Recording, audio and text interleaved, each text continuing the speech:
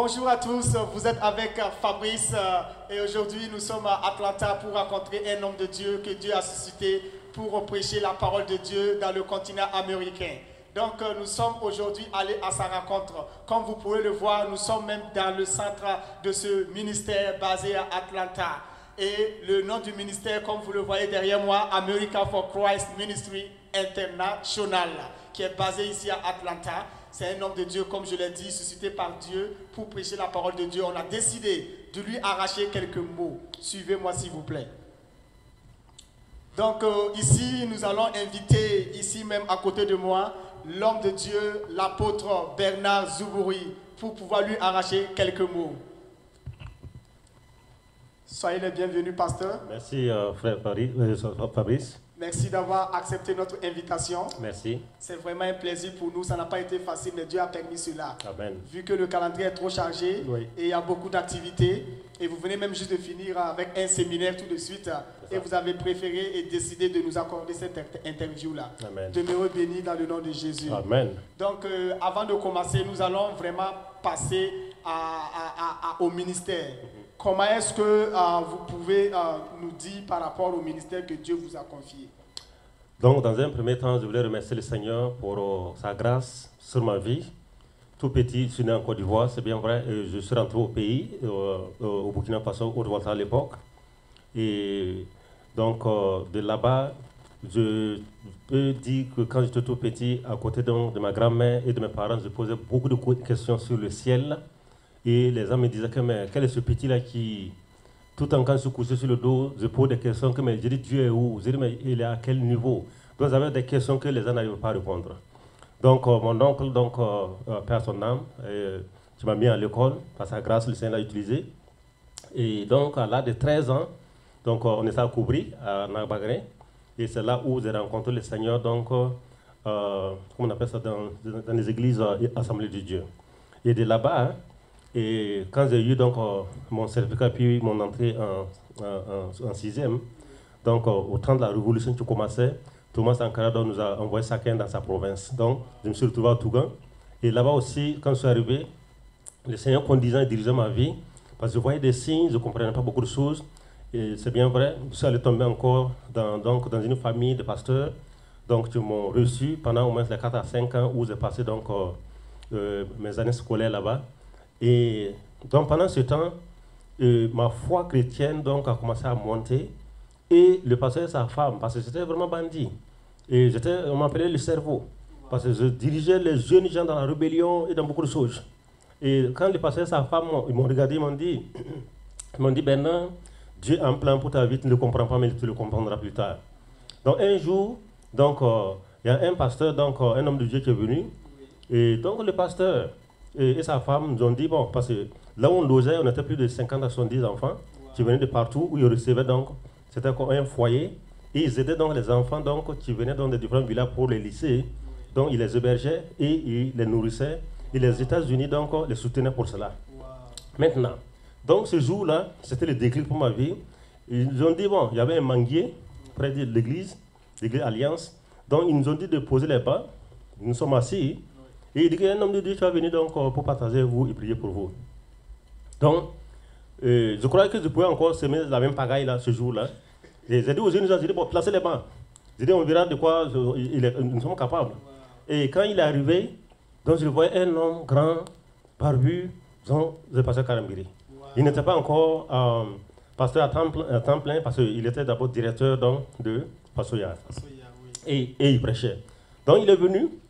Et il dit, les jeunes gens, comment ça va? Je dis, oui, nous allons bien. Bon, il dit que je ne serai pas long, mais je vais vous donner un témoignage. Il dit qu'il y avait une jeune fille du nom de Philomène, jeune comme vous. Quand on lui parlait de Dieu, elle n'écoutait pas tout.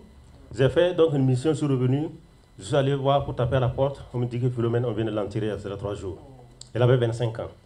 Et puis il dit que vous voyez, Philomène est jeune, elle est morte jeune. Vous pouvez mourir jeune aussi. Et vous pouvez ne pas voir Dieu. C'était le déclic de ma vie, de ma rencontre avec le Seigneur ce jour-là. Des questionnements vous sont venus en même temps. Mes questionnements me sont venus. J'ai été beaucoup touché.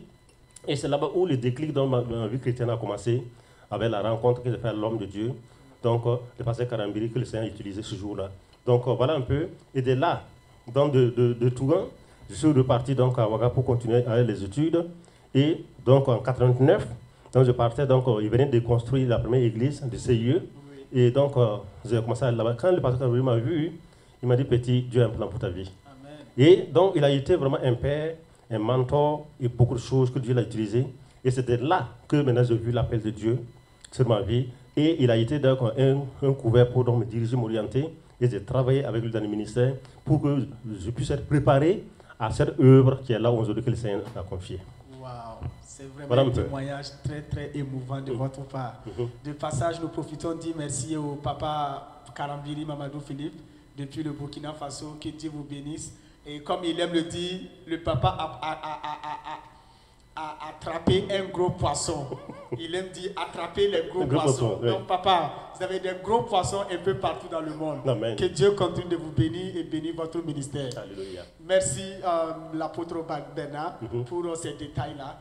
Je pense que ça nous fortifie, nous les jeunes également, à être attentifs à la voix du Seigneur et à marcher avec le Seigneur. Oui. Mais aujourd'hui, vous savez que nous sommes dans une nouvelle génération où les gens s'accrochent beaucoup à la grâce. On ne fait que prêcher la grâce. Chacun veut la grâce sur sa vie. Chacun veut que quand on va parler, qu'on dit que c'est moi. Comment, en tant que jeune ou en tant que toute personne, pour avoir la grâce de Dieu dans sa vie, comment on peut faire pour activer la grâce de Dieu dans sa vie? Quand on va parler, on dit que c'est moi. Quand on va dire que vraiment tu es béni dans le foyer, financièrement, spirituellement également, qu'est-ce que la jeunesse actuelle peut faire pour activer cette grâce-là qu'on cherche partout? Lors des séminaires, les gens partent. Lors des conférences, les gens partent. Quand on dit qu'il y a un prophète qui vient, un homme de Dieu qui vient, les gens courent pour chercher la grâce. Selon vous, comment on peut faire pour activer cette grâce-là dans notre vie? Ok. Vous voyez, c'est très important. L'apôtre Paul a dit, il dit la grâce de Dieu n'a pas été vaine dans ma vie. Cet apôtre, donc, lorsque il persécutait l'Église, lorsqu'il a rencontré le Seigneur Jésus-Christ donc face à face sur la route de Damas, et que le Seigneur l'a visité, sa vie donc a été chamboulée ce jour. De nos jours, le même Dieu n'a pas changé. C'est les hommes qui changent. Dieu a un plan. Il dit dans les derniers jours, je répandrai mon esprit sur toute chair. Les jeunes filles, les vieillards, les femmes. Donc Dieu a donné la vision dans Joël. Bon, aujourd'hui, nous tirons vers la fin des temps. Et l'apôtre Paul a parlé à Timothée à l'époque. Il lui a dit, si vous lisez dans 2 Timothée 3, 1 Timothée 4, il a parlé donc des choses qui vont arriver donc à la fin des temps que nous voyons aujourd'hui se manifester. Les jeunes gens, vous voyez, l'ennemi, n'oubliez pas que l'ennemi Satan est l'ennemi numéro 1. Donc pour faire quoi? Pour arrêter donc la poussée donc du royaume de Dieu. Et c'est les jeunes gens ce sont eux les fers de lance donc de demain. Qu'est-ce qu'il faut faire? Donc voilà, vous voyez, les jeunes gens sont attaqués. Et il les envoie donc dans les différents trucs sur la drogue, les différents trucs pour donc les arrêter. Donc, non seulement, le but principal de l'ennemi, c'est d'arrêter l'évangile. Vous voyez? Mais maintenant, la Bible dit, quand tu te donnes au Seigneur, dès que tu l'as reçu comme Seigneur et Sauveur, et qu'il est rentré dans ta vie, cette grâce déjà t'est accordée déjà, parce qu'il a déjà payé le prix sur la croix de Calvaire. Amen. Maintenant, pour que cette grâce soit activée, il faut que tu l'acceptes réellement comme Seigneur et Sauveur, et que donc tu fasses ce qu'on appelle le don de soi. La première des choses, c'est accepter le Seigneur Jésus comme ton Seigneur et Sauveur. Okay. Ça, c'est la première base. Lorsque tu l'as reçu, avec le baptême d'eau, avec donc le baptême du Saint-Esprit, tu vas voir maintenant la marche avec le Seigneur commence. Dès qu'il reçoit le Saint-Esprit, la marche a démarré. Maintenant, combien de jeunes gens aujourd'hui veulent se consacrer au Seigneur? Parce qu'il y a une bataille, ce qu'on appelle la bataille du destin. L'ennemi Satan est là pour les dérailler dans ce destin. Mais dans la Bible dit que Jésus dit, le juste vivra quoi? Par sa foi. Donc il faut que chaque jeune gens s'accroche à ce Dieu, avec cette destinée que Dieu donc l'a accordée. Donc c'est-à-dire, chaque personne, comme j'aime le dire, chaque personne que Dieu a créée, n'en parle même pas des chrétiens d'abord. Oui. Toute personne que Dieu a créée, il y a des talents que Dieu a mis. C'est ça. Deuxième chose, quand il vient au Seigneur, il y a ce qu'on appelle les dons spirituels maintenant, que le Saint se manifeste dans sa vie. Oui. Et c'est une grâce. La grâce, elle est donnée. La grâce, elle ne s'acquiert pas, mais la grâce, on la reçoit, on la maintient. Et donc, mon frère, ma soeur, le Saint-Esprit se manifeste dans ta vie. Amen. Merci bien. Vraiment, c'est vraiment important. J'ai retenu que la première des choses, il faut être né de nouveau. Accepter le Seigneur Jésus-Christ comme ton Seigneur et Sauveur. Et deuxièmement, il faut être baptisé d'eau. Et troisièmement, être baptisé du Saint-Esprit. Et la marche commence. Et la marche commence. Dès que la marche commence là, on active directement quoi? La grâce de Dieu. Dieu est sur toi, ses saints anges campent autour de toi et il te guide à ce que tu puisses entrer dans ta destinée. Vraiment, merci bien pour cet éclaircissement-là qui va nous aider afin de pouvoir marcher avec le Seigneur, afin de pouvoir activer également ses grâces dans nos vies. Alléluia. Maintenant, il y a une question également qui est là. Oui. La jeunesse actuelle ou bien le monde actuel que nous vivons, les gens ont du mal à entendre la voix du Seigneur. Nous voyons que dans la Bible, dans l'Ancien Testament, comme dans le Nouveau Testament, on a vu que Dieu parlait, Dieu se révélait, Dieu montrait beaucoup de choses, des signes. Mais de nos jours, les gens n'ont plus les oreilles pour écouter Dieu. Dieu même peut parler sans qu'on ne s'en rende compte. Qu'est-ce qu'on peut faire, cette génération présente-là, pour écouter la voix de Dieu, pour savoir que Dieu me parle. Ça là, ça vient de Dieu. Qu'est-ce qu'il faut faire, pasteur? Oui, la Bible dit, mes brebis, d'abord, il faut d'abord que la personne soit née de nouveau. Toute personne née de nouveau est remplie par le Saint-Esprit. N'oubliez pas que Jésus dit que je m'en vais au ciel. Mais je vais vous envoyer quoi? Un autre consolateur. Il sera avec vous et il sera en vous. Pas dehors, il sera en vous. En vous veut dire, et lorsque tu as donné ta vie au Seigneur, l'apôtre Paul a dit, ce n'est plus moi qui vis, mais maintenant c'est le Seigneur qui vit en moi. Dans d'autres versions, quand vous lisez, Jésus lui-même dit, il dit, mes brebis entendent ma voix et elles me suivent. Du moment où le Saint-Esprit maintenant habite en chacun, donc lorsque tu reçois le Seigneur comme Seigneur et Sauveur, dès que tu l'as reçu, tu reçois le Saint-Esprit. Maintenant, le Saint-Esprit est l'élément maintenant directrice, l'élément directeur qui va diriger maintenant ta vie. Maintenant, la Bible dit, puisque Dieu, sa volonté est que tu sois heureux. Mais sinon, il ne va pas descendre du ciel par le Saint-Esprit pour habiter en toi. Ça, c'est vrai. S'il est venu en toi, c'est qu'il veut te parler, comme il a dit dans Psaume 32, il dit, je vais te diriger, je vais t'orienter, je vais te montrer la voie à suivre. Mais la parole de Dieu est tellement claire. Le Saint-Esprit est en toi et la Bible est dans ta main. Il est prêt à te parler. Il est prêt à te diriger. Mais combien maintenant prête l'oreille à sa voix? La mondanité a rempli donc les jeunes gens. Nous devons beaucoup prier pour les jeunes gens. Comme il est dit dans Romains 12, là-bas la Bible dit de se donner à Dieu comme un sacrifice vivant, corps, âme et esprit. Lorsque donc nous sommes à donner à ce Seigneur, à ce Dieu, le Saint-Esprit maintenant qui est en toi, voyez, il te parlera par plusieurs manières. La Bible dit qu'il parle tantôt d'une manière, il parle tantôt d'une autre. C'est de maintenant de prier, le Seigneur, donne-moi les oreilles spirituelles, d'entendre et de reconnaître ta voix. Parce que n'oubliez pas que quand Dieu veut parler, c'est pour ton bonheur. Il fera tout, par la grâce de Dieu, pour que tu puisses savoir et comprendre que c'est lui qui parle. Mais maintenant, est-ce que les jeunes gens maintenant se disposent, parce que n'oubliez pas qu'il y a plusieurs voix qui parlent aussi. Mais lui, sa voix, la voix du Saint-Esprit, c'est la voix paisible. Quand il te parle, tu as la paix et tu as la joie. Quand c'est l'ennemi qui parle, tu n'as pas de paix. Le cœur bat. Tu veux prendre une décision. Tu veux faire quelque chose.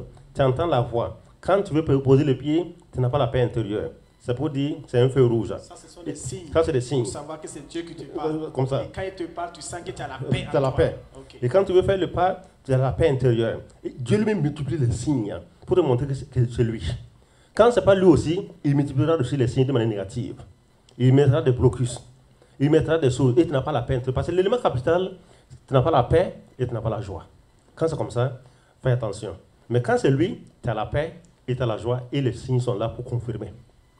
Prenez l'exemple avec certains hommes de Dieu dans la Bible. Oui. Vous voyez, ils ont demandé des signes à Dieu. Dieu a parlé. Gédéon, il a demandé des signes à Dieu. Il veut se rassurer. Il dit, oh, bon, oui, Seigneur, si tu veux faire en sorte que le truc devienne mouillé, que la rosée ne vienne pas. Il a parlé de beaucoup de choses. C'est ça. Et ça, c'est quelqu'un qui cherche à connaître quoi? La volonté de Dieu, qui veut entendre sa voix. Et Dieu s'est manifesté. Et Gédéon est parti, il a remporté la victoire. Donc voilà un peu. Et par rapport à la voix de Dieu, Dieu parle. Il parle. Mais combien sont maintenant disposés à entendre sa voix?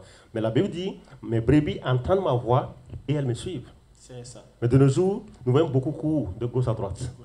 Est-ce que c'est ça la solution? Ok. Mais la meilleure solution, il est en toi, il veut te parler. Est-ce que maintenant tu as une communion avec lui? Est-ce que tu développes cette communion avec lui? Est-ce que tu obéis à la parole de Dieu? Parce que si tu n'obéis pas à la parole de Dieu, c'est difficile que Dieu te parle. Il peut te parler au travers de quelqu'un. Tu vas venir dire, ah, le Seigneur m'a révélé dans une vision, dans un songe, je te voyais, ça c'est quand comme ça, c'est pour dire que tu es désobéissant, n'écoute pas la voix, il est obligé de passer par quelqu'un d'autre pour venir te parler. Wow. C'est vraiment très, très Sinon, important. il est prêt à te parler direct. Direct. Et là, pour la petite question, est-ce que vous pouvez nous témoigner une fois que Dieu vous a parlé et que vous avez été convaincu que c'était Dieu et que vous avez mis en pratique et que vraiment vous avez eu la paix du cœur? S'il y avait un exemple par rapport à ça, vous pouvez partager avec nous? Il y en a beaucoup d'exemples. Chaque jour que nous vivons, comment on appelle ça encore? Nous vivons chaque jour avec lui. Oui. Notre vie n'existe plus. Maintenant, c'est Christ qui est en nous et c'est lui maintenant qui fait donc le travail. Maintenant, Dieu, quand Christ est venu, il ne touche pas à ta volonté. Ta volonté, donc, est liée à ta personne. Parce que quand il a créé Adam et Ève, il les a donné aussi la libre volonté de choisir. C'est ça. Quand Christ est venu aussi, il a parlé. Mais maintenant, il dit à ceux qui ont des oreilles pour écouter, qu'ils entendent. Maintenant, la volonté que le Seigneur t'a donnée, tu peux dire oui à Dieu, tout comme tu peux dire non à Dieu. Comme Adam et Ève aussi ont choisi d'aller, il ne les a pas influencés, mais il a expliqué. Oui. Maintenant, vous voyez, dans des exemples à prendre, il y en a trop. Un jour, par exemple, j'étais à Ouaga, et c'était un soir. Et je devais prendre la moto, j'avais une moto à l'époque là-bas, et je devais prendre pour aller rendre visite à une famille. Donc, quand je voulais prendre la moto pour aller, je n'avais pas la paix intérieure. Donc, mais je me suis efforcé. Je n'avais pas la paix, j'étais devenu triste. Néanmoins, j'ai forcé, j'ai fait sortir la moto. Quand je suis sorti, vous voyez la moto avec la pédale que tu démarres là. Oui, les P50. Donc, voilà. Donc, je suis sorti à la moto et en voulant démarrer, mon pied a glissé et couillé contre la pédale. Une douleur atroce. Ça, c'était le deuxième signe pour me dire il faut retourner. Wow. Ce qui s'est passé, donc j'ai encore désobéi, j'ai continué. Je me suis dit, bon, peut-être que l'ennemi qui cherche à me... à vous bloquer. J'ai pris la moto, je roulais. À quelques, je sais pas, 500 mètres de là où je partais, j'ai fait un tournant. Je ne sais pas d'où est sorti le porc, un porc. Waouh, devant vous. Qui est venu, il est rentré sous la moto, me soulever. Ça, c'est une mauvaise expérience, ça. J'étais bien en blanc ce jour. Tout est devenu sale. Oh là là. Je ne pouvais plus aller dans la famille à la vie. Maintenant, je vais retourner. À la maison maintenant. Donc, vous voyez, donc, Dieu ne parle pas des signes. Je ne vais pas écouter les signes. Wow. Donc, ça, c'est un exemple qui est resté dans ma tête pour toute ma vie. Wow. Donc, quand je veux maintenant faire quelque chose, j'écoute la voix intérieure. Quand je sens une tristesse, il faut faire attention. Donc voilà un peu un des exemples. C'est vraiment important. Vous voyez, lorsque vous désobéissez à la voix de l'Éternel, ce qui vous arrive, c'est ça. Mais ça vous arrive pour votre propre bien. Parce que Dieu a dit ne pars pas. Comme il s'entête pour partir, Dieu a fait un accident avec un porc. Maintenant là, il va retourner à la maison. Mais c'est toujours pour son bien. Oui. Parce que Dieu savait que peut-être en allant là-bas, il y a quelque chose de pire qui allait se produire. Mais il a évité tout cela. Vraiment. C'est vraiment important.